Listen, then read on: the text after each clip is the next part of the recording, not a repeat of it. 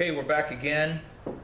This segment of the automatic chicken water is regarding more ideas on the drinking cup.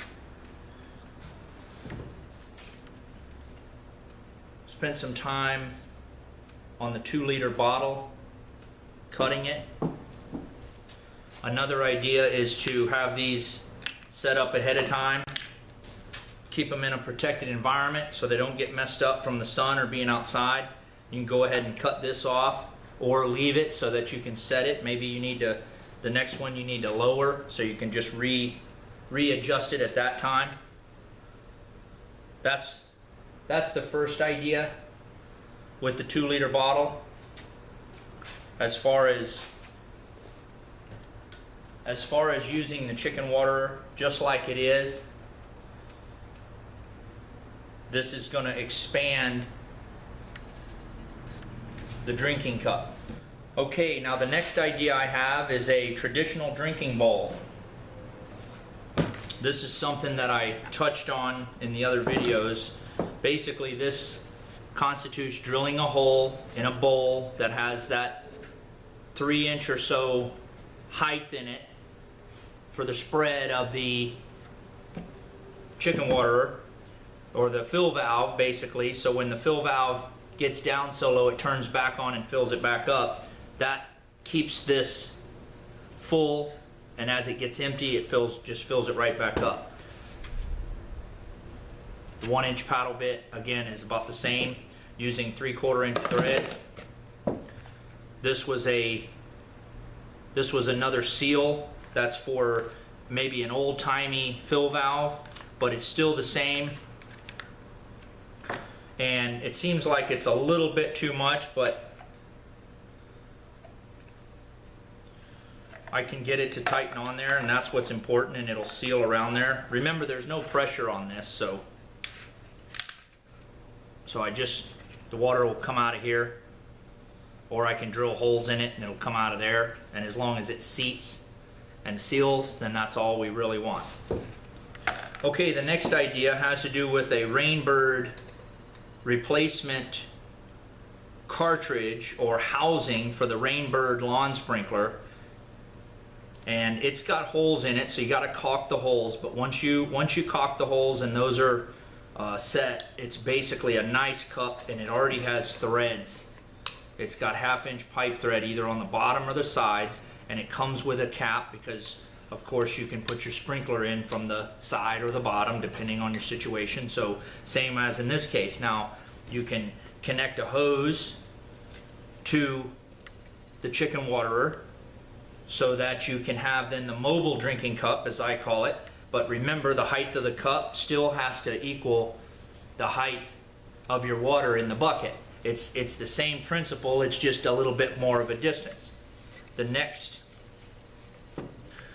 way you can hook this up is directly to the bucket.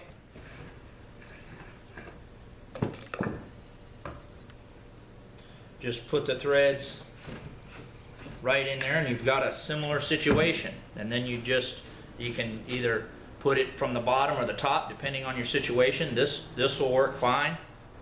And again, set your valve so that it fits the top so the chickens can drink out of it. Okay, the next idea is a Gatorade bottle. I found that an 1.5-inch slip will house a Gatorade bottle lid.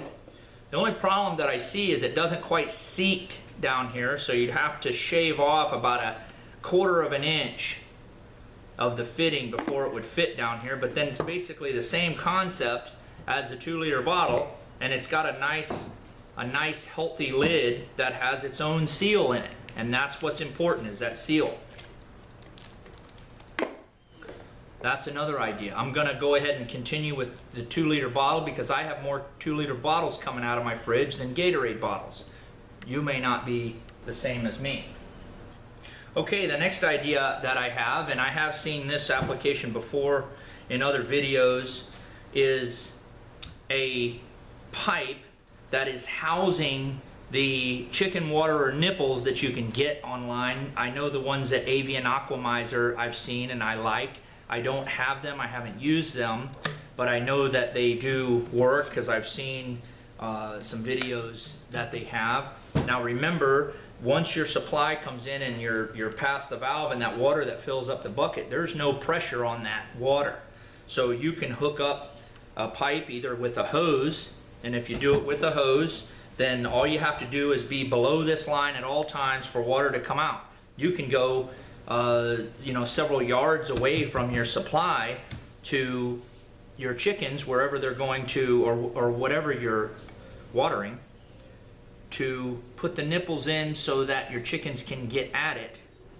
And all it has to do is be under this line, the water, as it empties. So you can either hook it straight to the reservoir with PVC, or with a hose, a garden hose, or any which way like that.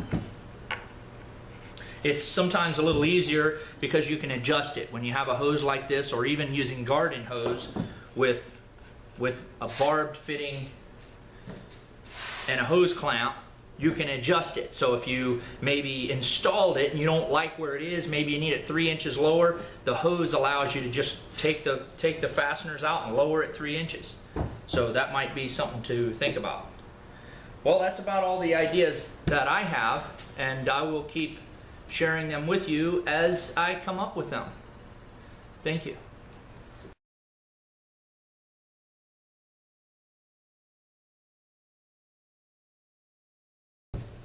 Okay, another idea that I have is to just connect the water or nipples right to the bottom of the bucket. You can just drill the holes right in the bottom of the bucket. You can hang this up inside the coop, and then they won't be able to roost on it. That expands the nipple idea and eliminates this fitting right here. You just end up with the nipple fitting. So you have this penetration, which is sealed very well, and you have the nipple penetrations.